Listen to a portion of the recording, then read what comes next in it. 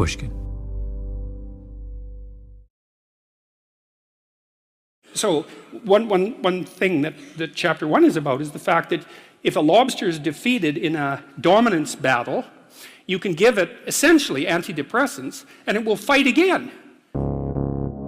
There's a Canadian, like me, my age almost exactly, who teaches my favorite subject, psychology, at my alma mater, the University of Toronto.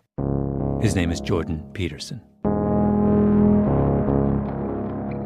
If you want to understand a complex nervous system, it's a good idea to understand a simple one first and then sort of elaborate upwards. And it turns out that serotonin governs status, emotional regulation, and posture in lobsters, just like it does in human beings. And so that just blew me away.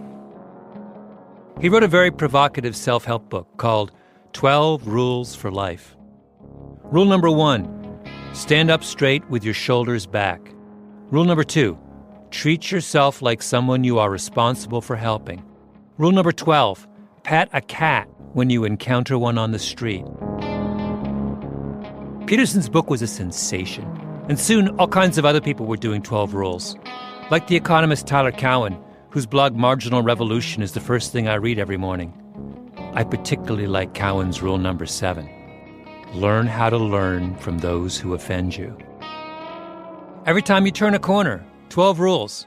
The columnist Megan McArdle. Rule number 3. Always order one extra dish at a restaurant, an unfamiliar one. You might like it, which would be splendid. If you don't like it, all you lost was a couple of bucks. The exercise of curiosity requires a risk, a sacrifice, a commitment. I love that. Also, McArdle's rule number 12. Always make more dinner rolls than you think you can eat. For some reason, dinner rolls loom much larger in our imaginations than in our stomachs. Whoa, Megan McArdle makes her own dinner rolls. Everybody's doing 12 rules. Wait, I'm jealous. My name is Malcolm Gladwell. You're listening to Revisionist History, my podcast about things overlooked and misunderstood. This episode is about Malcolm Gladwell's 12 Rules for Living. My guiding principles. My wisdom distilled. Except, I thought about this for like a month, and I realized I don't have 12 rules. I just don't. I mean, I have rules, like the fact that I only drink 5 liquids, ever. Water, tea, red wine, espresso, and milk in some combination. But that's not a rule for living. It's just pointlessly provocative self-denial, the least attractive part of my personality. If you want a cocktail, you should have a cocktail. I only have one rule. Pull the goalie.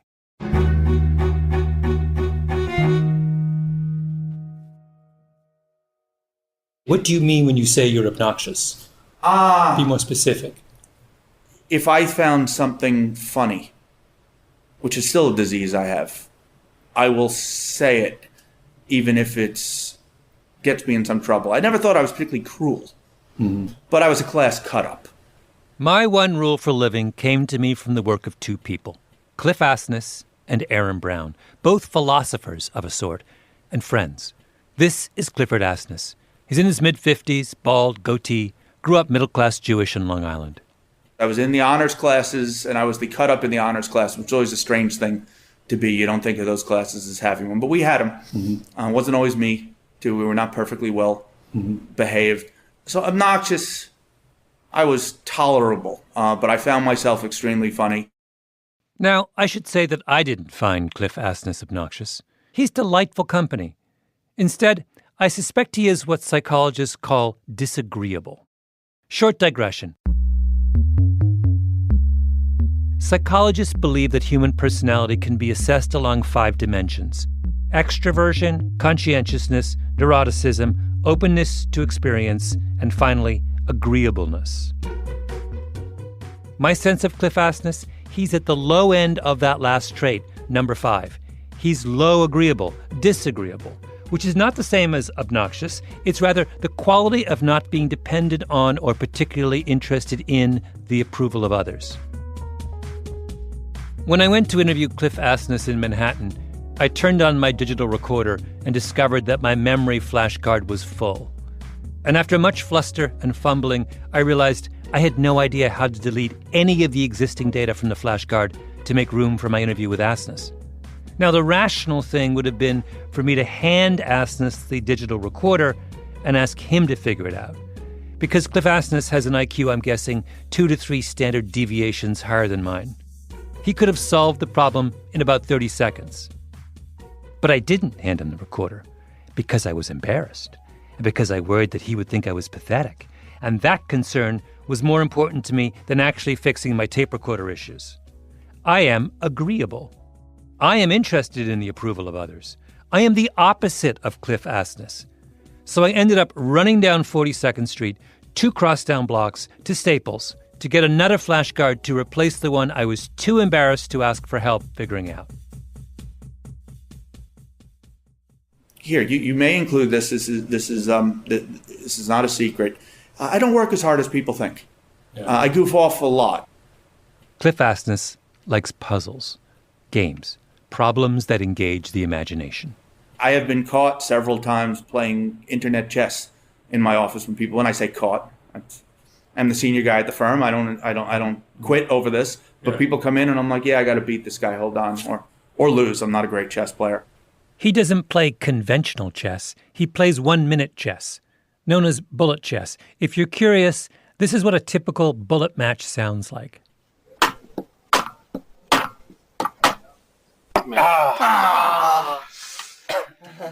It's like Einstein playing ping pong. By the way, when Asness says, I'm the senior guy at the firm, he's referring to the fact that he heads a company called AQR Capital, Applied Quantitative Research, a hedge fund with $225 billion under management. Which brings me to philosopher number 2, the second architect of the Pull the Goalie principle, Cliff Asness's friend, Aaron Brown. If we were to create a disagreeableness scale where 0 is like a golden retriever and 10 is Mr. Spock, Cliff Asness would be a solid 7. Aaron Brown is an 8, maybe even an 8.5. Brown is a member of the tribe of mathematically minded finance guys known as quants. The Wall Street quants used to gather after work at the Odeon restaurant in downtown Manhattan to talk about Gaussian probability in the bond market. Yeah, so there's different definitions of quant. So remember, quant is an insult invented in the mid-90s that became adopted as a, point of pride. Aaron Brown is a big guy, beard, impassive demeanor. When I met him, I was reminded of my favorite joke about engineers. The optimist sees the glass as half full. The pessimist sees the glass as half empty. The engineer wonders why the glass is twice as large as it needs to be. Brown grew up in Seattle. His mom had a master's in chemistry. His dad had a PhD in physics. Did a lot of unconventional work for the Air Force. Like the time he inherited a strange contraption. The Air Force had given this guy like $2 million over 10 years to build some machine. And they didn't know what it was supposed to do, but they knew he was really smart. And then he killed himself. And so the Air Force said, is there anybody who wants this machine who can figure out what it does and fix it? And my dad said, sure, I'll take it. And he had it in our basement. A tortured genius builds a sinister contraption with millions of dollars of secret Pentagon money. The man mysteriously commits suicide. The Air Force says, who wants the machine? Aaron Brown's dad says, over here, over here. He puts it in his basement and says to his teenage son, Aaron, hey, take a look if you want, like it's a box of Legos. This is how you raise a child to be an 8.5. What was the machine? It was just this huge machine. I stared at that thing for hours and hours. I couldn't have tubes and wires and this and that. And you turned it on and it did kind of, lights would light up and do interesting things, but we never figured out what it was intended to do. His notes were indecipherable and he burned some of them. So either he was the guy who invented like the universal wonder machine and whatever, or he was just some crazy guy who liked to put wires together. Maybe it was what's the thing from that movie from Back to the Future, the flux capacitor? Yeah, the flux capacitor, yes. Yes, that's right. Yeah, maybe he didn't. Maybe he teleported himself to some other civilization or something. When Aaron Brown was a teenager, Seattle was in the midst of a deep recession. All around him, people are losing their jobs. He decides he needs a marketable skill. He teaches himself poker and finds a big money game in the basement of a local tavern. And I figured out two really important things. I was much better than these guys. I could easily win money consistently. And they let me win it and walk out with it. You know, kid comes in, plays, walks out. So that's like epiphany for me. That says, okay. You're how old? 14. But I was a shy kid. This took every ounce of courage I possessed to walk in there. You know, there are people who could have done this and it wouldn't have been a big deal. But for me, it was like the most traumatic event in my life. But when I walked out, I said, okay, I never have to worry about getting a meal, you know, having a place to stay, because you can always find a poker game. Did you pay your way through Harvard with poker? Yes. Aaron Brown ends up on Wall Street, then goes to work for Cliff Asness at AQR Capital. Of course. A match made in heaven. Do you guys think the same way? Do you have differences in the way you approach problems? Well, the massive difference, and the reason he has billions of dollars and I have a comfortable living, he cares far more. He gets literally physically angry when things don't work and they lose money. I'd rather work on an interesting problem than a profitable problem. Now, what do these two do, aside from making money, of course? They do thought experiments. Write them up and post them online on something called SSRN, the Social Science Research Network. In my opinion, the greatest website on the internet. It's a place where anyone can post any kind of paper or research or argument, and every article posted is then ranked according to its popularity. As I'm writing this, there are 798,745 papers on SSRN. I don't know if you remember, back at the beginning of this season, an episode called Divide and Conquer. I talked about my love of law review articles. Well, where do you think I read law review articles? Not in law reviews. Are you kidding? Why would I wait 2 years for some dusty publication to put something out? I read them on SSRN, because that's where everyone posts their articles the minute they finish. In Manhattan, for years, the most important source of gossip was page 6 of the New York Post. SSRN is page 6 for dorks. So, not long ago, I'm on SSRN, poking around, and lo and behold, what is the number one ranked paper at the time? Pulling the Goalie, Hockey and Investment Implications by Clifford Asness and Aaron Brown. I thought I didn't have any rules for living. I was wrong. Pulling the goaltender, down 3. So really giving a big advantage on the power play with possession firmly established. Here's the issue. You're playing hockey, your team is down by 1 goal late in the game. The coach of the losing team typically removes his own goalie and substitutes in an extra attacker. So instead of having 5 offensive players and a goalie guarding the net, he now has 6 offensive players and no one guarding his net. Throws it down into the open net. That'll make him pay for it. A shorthanded goal. It's a trade-off. Pulling your goalie makes it easier for the other team to score and put the game even further out of reach. But at the same time, your extra attacker increases your chances of scoring a goal and tying the game.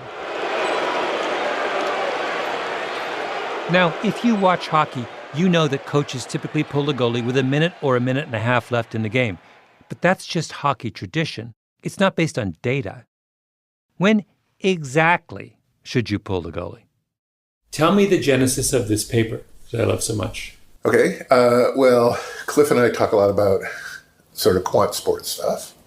And I have always been talking to him about decisions that coaches make that are mathematically indefensible, but are, make sense from the coach's motivation. And then specifically, we were talking about Seattle Seahawks, 2014 Super Bowl, New England Patriots. They got the ball on the 1 yard line, second down, 26 seconds to go. Now second and goal, Russell Wilson, what are you doing? He gets picked off by the undrafted rookie free agent from Western Alabama, Malcolm Butler, who preserves the victory. And it will leave everybody asking, why in the world with Marshawn in the backfield did the Seahawks throw the football? 21 reasons. At this point, Brown goes on a tangent for maybe 15 minutes about that particular play, which has gone down in Super Bowl lore as one of the worst coaching decisions in the history of football. But Brown convinces me that, in fact, it was the right call, the rational call, and I would explain his logic to you, except that we have much bigger fish to fry. Anyway, talk turns to pulling the goalie in hockey, and Cliff says to Aaron, "Oh, I've done some work on this already." It's probably 6-7 years ago, 5-6 years ago. I wrote this model in Excel out of pure personal interest. I thought I had a neat way to think about the problem. And essentially, it's really hard to think about with 5 minutes left. But with 10 seconds left, it's really easy to think about. Cliff shared his calculations with Aaron Brown. Aaron made them better and built a beautiful computer model. And their conclusion was, a team down by 1 goal should pull its goalie with 5 minutes and 40 seconds left in the game. And a team down by 2 goals should pull its goalie with 11 minutes and 40 seconds left. 11 minutes and 40 seconds with an undefended goal. No one in all of hockey pulls their goalie with that much time left. If a coach did that in a playoff game with real stakes involved, the entire arena would probably go up in smoke. In basketball and baseball, there's been a statistical revolution over the past generation, known as Moneyball, where advanced metrics have been applied to maximize every aspect of the game.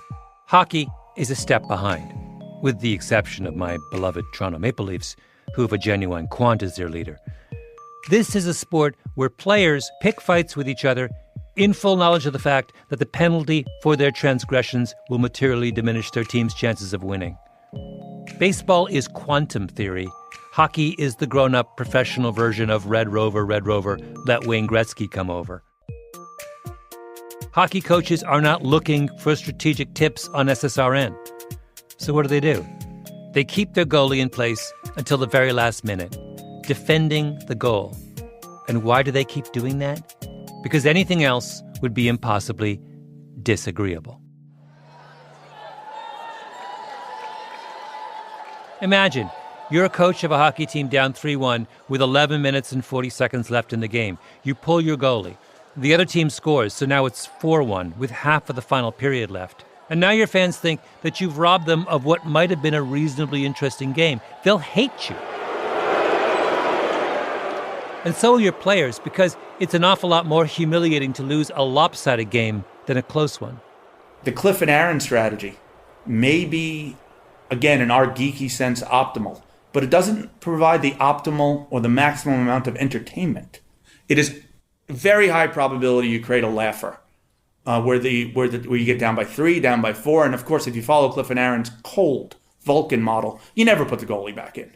Mm-hmm. You're still an infinitesimal chance you will tie it, and you lose 14-0, and it's embarrassing and maybe entertainment in a sideshow kind of way, but it's not what they want. Who would try this or anything like it? Not anyone who has any normal human expectation of being liked and applauded. But do Cliff and Aaron need to be liked and applauded? No, they don't. Asness founded his firm with a couple of other PhD graduates from the finance department of the University of Chicago, which is like the geek capital of the world. And his basic hiring philosophy ever since has been to hire more PhDs, disagreeable quants just like him. He's now up to 73 PhDs. For comparison purposes, the economics faculty at MIT has 41 PhDs. He's at 1.780x MIT and counting. Now, does he need that many PhDs? I have no idea. But how much more fun is office life for insanely smart, disagreeable people if, at all times, they are surrounded by dozens and dozens of other insanely smart and disagreeable people circling each other's arguments like vultures? This is going to be one of the watershed days in financial markets history. It was a manic Monday in the financial markets. The Dow tumbled more than 500 points after 2 pillars of the street tumbled over the weekend. Remember the start of the financial crisis in 2008, when no one knew what to do as stocks were falling and banks teetering on the brink, and everyone was running around screaming for the Secretary of the Treasury to do something? Aaron Brown told me that if he had been Treasury Secretary, he would have done nothing. In fact, he would have gone on vacation for a few months, because the truth was no one knew what to do. And when no one knows what to do, Aaron Brown says, the rational thing is to wait until you have the data you need before you start throwing around trillions of dollars in bailout money. This is exactly the kind of thing that someone with a disagreeable score of 8.5 would say. In times of panic, the agreeable Treasury Secretary would want to be a calming presence, to project stability and wisdom, to have others look at him and nod approvingly and murmur something about the importance of a firm hand at the tiller. But not Aaron Brown. He doesn't care about Wall Street's feelings. He cares about the $1 trillion. People would be calling for his head.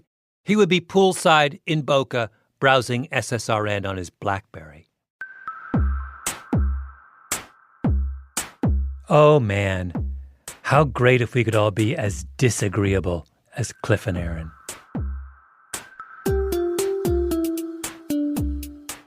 Suppose you were, let me give you a hypothetical scenario.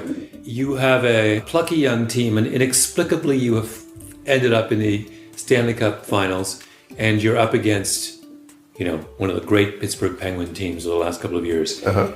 Would you consider pulling the goalie to start the game? I would love to do it. Now I'd have to do the math. Do the math. Always. We'll be right back.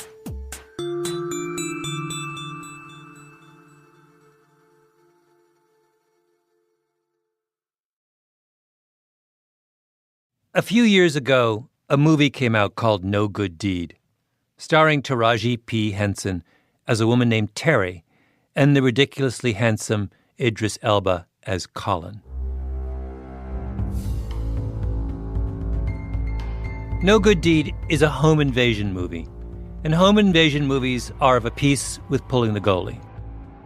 They are meditations on disagreeableness. Not to get pretentious, but both goalie pulling and the home invasion genre are versions of the canonical story of God commanding Abraham to kill his son Isaac. Soren Kierkegaard wrote about it in Fear and Trembling. God commands Abraham to sacrifice his son Isaac to demonstrate his loyalty. And the rational thing is for Abraham to obey God, because if God is all-powerful, then Abraham's future and the future of his family depend on being in God's good graces. But how can he look his son in the eye and then kill him? It's a disagreeableness test. How much will you let the thought of what others think of you and what you think of yourself get in the way of doing what is right in the eyes of God? On the one side is fear, on the other, trembling. This is exactly what goes on in home invasion movies. Absolutely. That's Amy Lagos, who wrote No Good Deed. To me, that's at the core of why these movies are interesting to people, why the home invasion genre, it's an actual genre at this point, why it persists. I called Lagos up after the Revisionist History research team determined that No Good Deed was the most perfectly Kierkegaardian of all home invasion movies. It puts you in these incredibly morally ambiguous situations where the audience can see the direct path to success. So here's the premise of No Good Deed. It's late on a Friday night, raining hard. Terry is at home with her two small children. Hey, girl. Okay, finish cutting the doorbell rings. Plate and then come over here and eat, okay? It's Idris Elba. I'm sorry, I don't mean to bother you. I just lost control of my car and wrecked it. Are you all right? He says he's been in an accident. He forgot his cell phone. Can he come in and use her phone? She lets him in. Of course she does.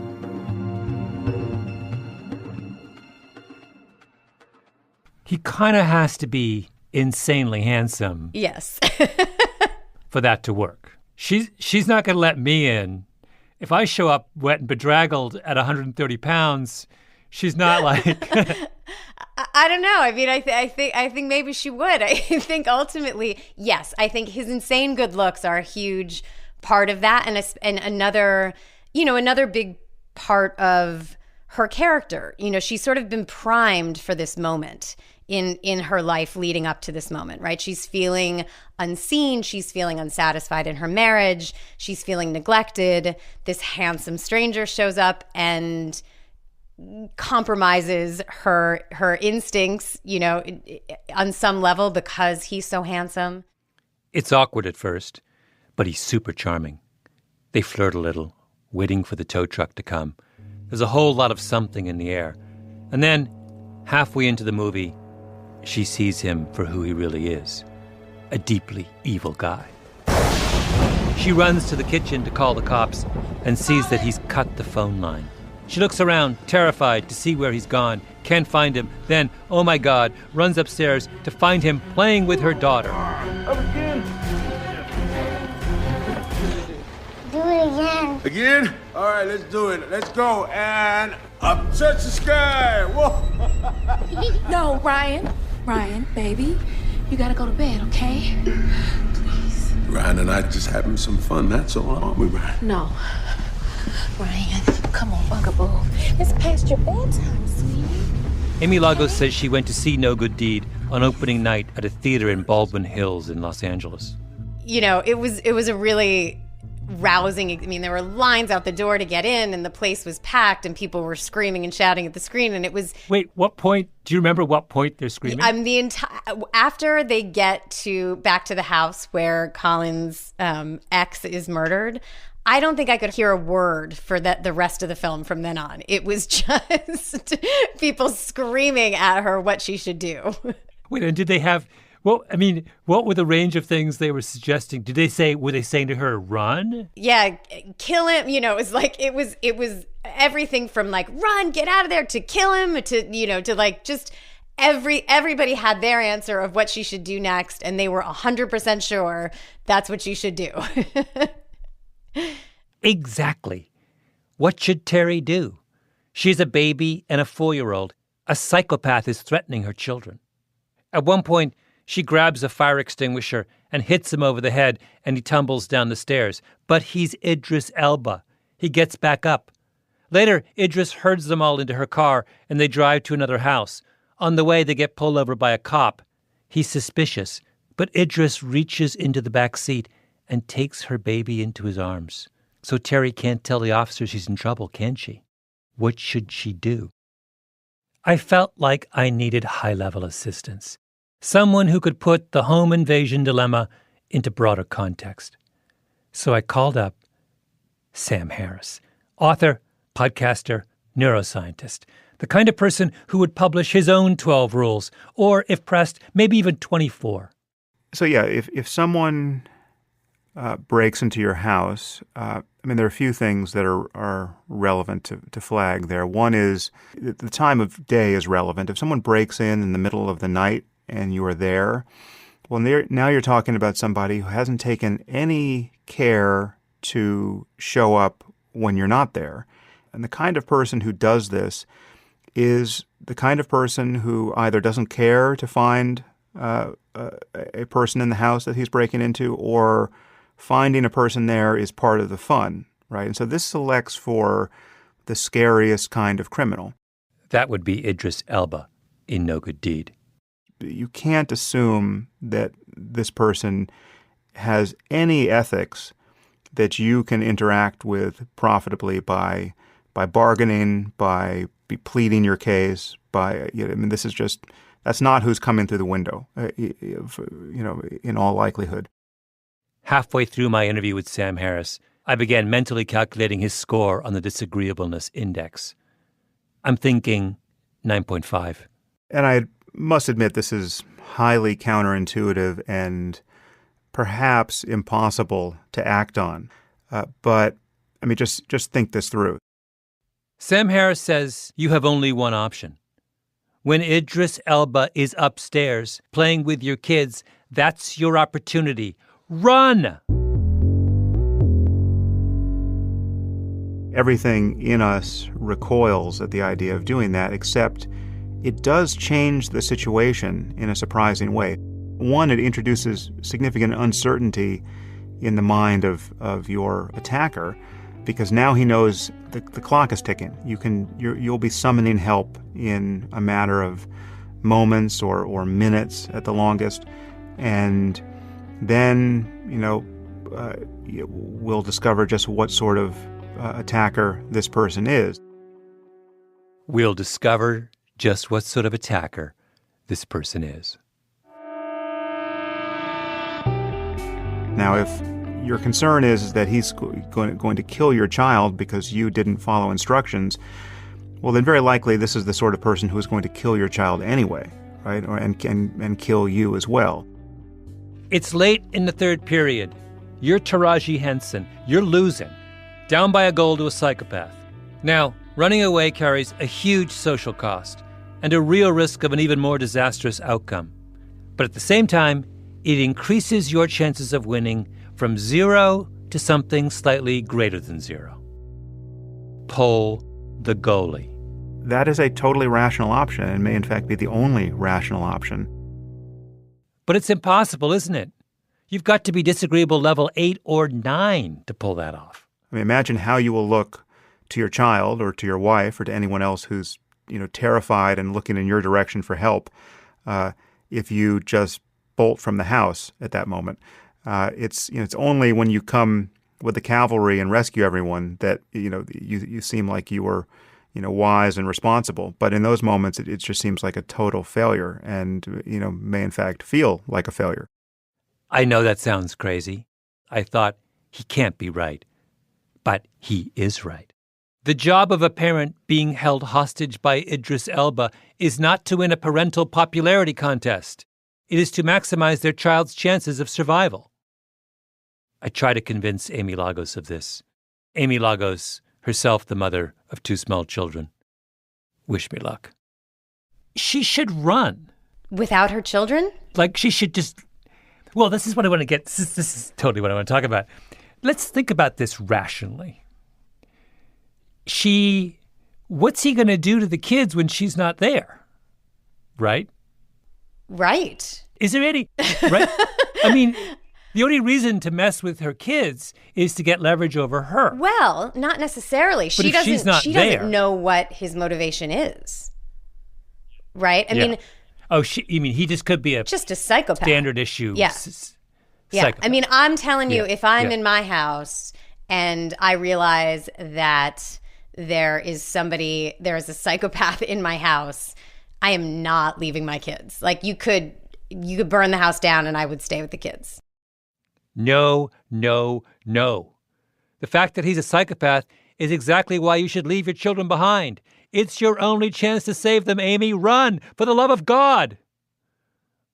Rule number 1 for living. Pull the goalie.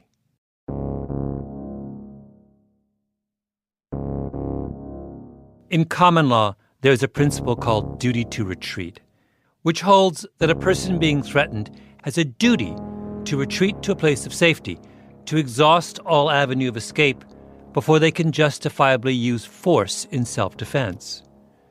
In the past several years, though, about half of American states have passed stand your ground laws.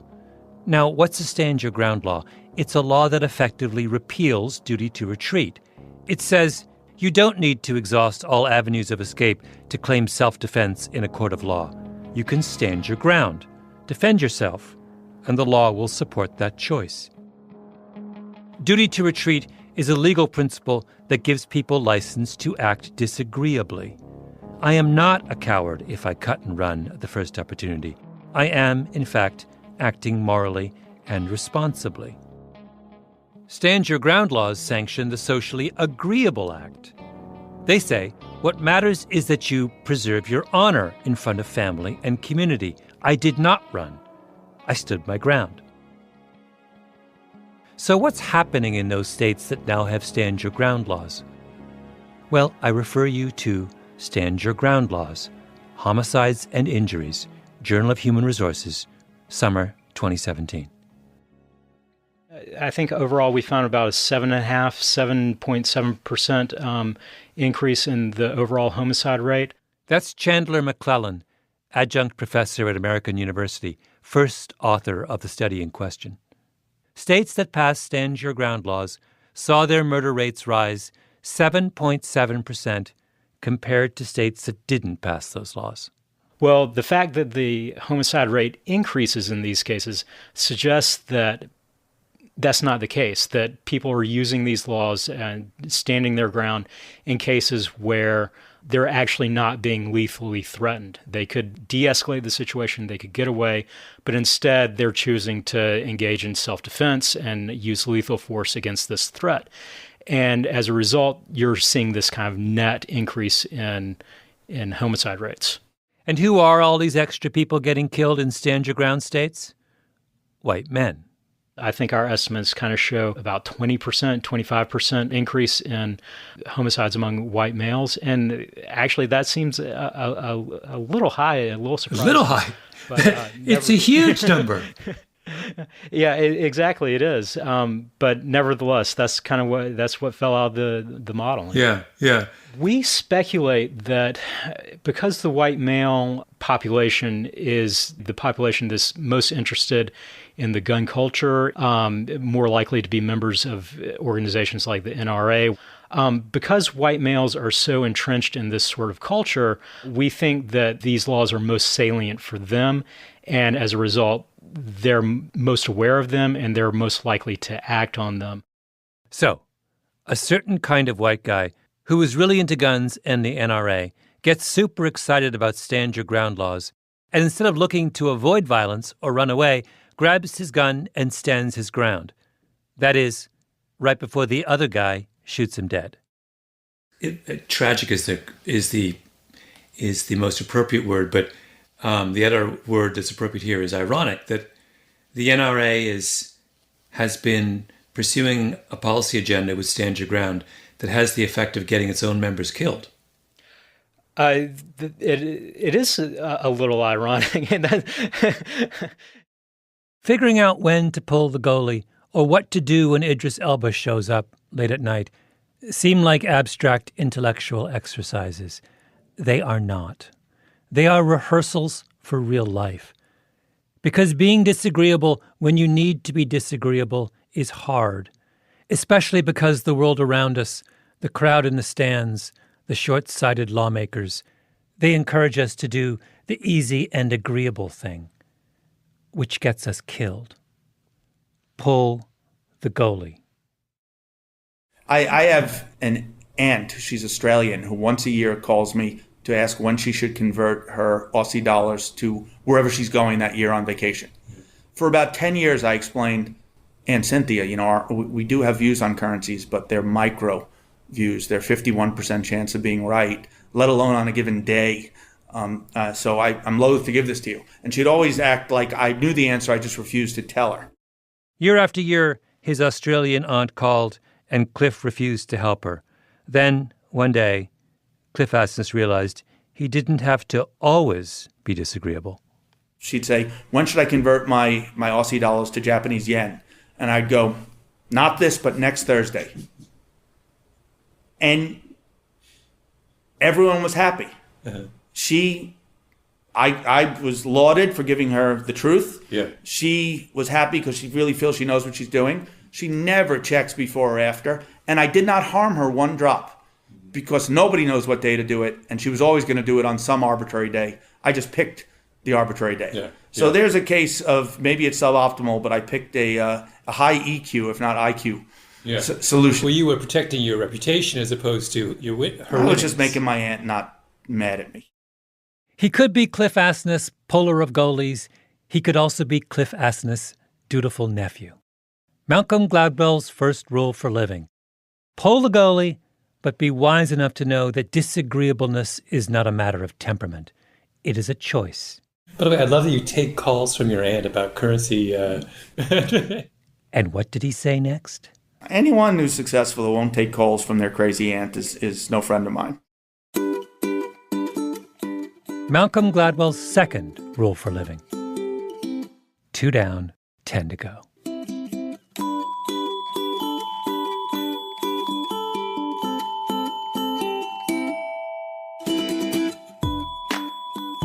Revisionist History is a Panoply production. The senior producer is Mia Lobel with Jacob Smith and Camille Baptista. Our editor is Julia Barton. Flawn Williams is our engineer. Fact-checking by Beth Johnson. Original music by Luis Guerra. Special thanks to Andy Bowers and Jacob Weisberg. I'm Malcolm Gladwell.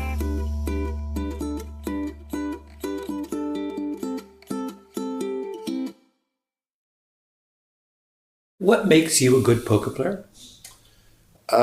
Two things. There's just the basic math and theory, which I won't say anybody can learn, but if you're quiet, you can learn it.